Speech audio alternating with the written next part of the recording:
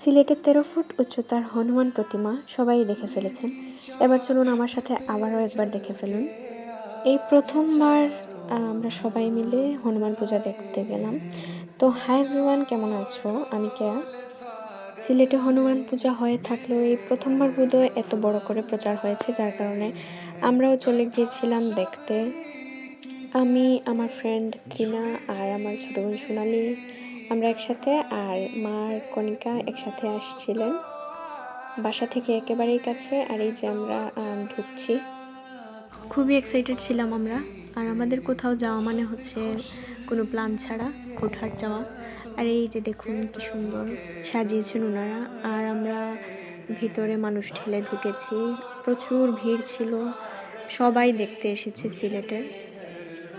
আমরা মানুষের ঠেলা একবার ভিতরে একবার বাহিরে, এরকম অবস্থা, মানে পুরো দুর্গাপূজা ভাইব দিচ্ছিল। ভিতরে জায়গা পেয়ে আমরা বেশ কিছুক্ষণ প্রতিমার সামনে দাঁড়িয়েছিলাম। কি যে সুন্দর লাগছিল বলার মতো না। তো আমরা কিছু ছবি ভিডিও তুলেছি আর প্রসাদ খেয়ে বের হয়েছি। ছোটোখাটো স্টল বসছিল, দেখছিলাম, তারপর আইসক্রিম খেলাম। অ্যান্ড দেন আমরা অদ্বয়ন সংঘতে যাই। দাঁড়িয়েপাড়ায় দুটো পুজো হচ্ছিল, অ্যান্ড এটা হচ্ছে সেকেন্ড পুজো। খুব ভালো আয়োজন করেছেন আয়োজকেরা, আর এভাবেই প্রতি বছর হোক এটাই আশা করি। এত বড় প্রচারণা না হলে হয়তো বা জানতামই না যে আমাদের এখানে হনুমান পূজাও হয়। আমরা এখানেও বেশ কিছু সময় কাটাই।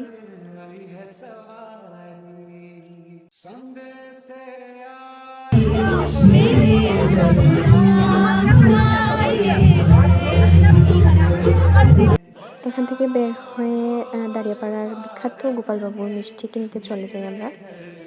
যারা চিনেন জানেন তারা তো আর এখান থেকেই নেন বারবার, কিন্তু যারা জানেন না প্লিজ একবার হলেও ট্রাই করবেন, খুবই মজা এখানে মিষ্টি।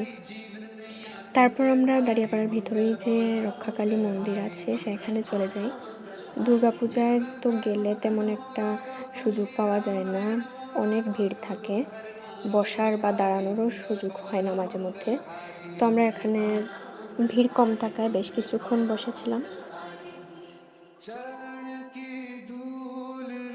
বাসায় যাওয়ার উদ্দেশ্যে বের হয়ে দেখলাম যে রাস্তায় অনেক জ্যাম।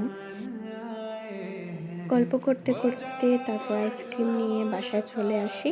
আর এই যে আপনাদের ভাইরাল কাশ্মীরি চুড়ি, যেটা এখন আমার ঘরেও চলে এসেছে। ইচ্ছে হলো তাই দেখালাম। আর হ্যাঁ, আজ এই পর্যন্তই। Thanks for watching.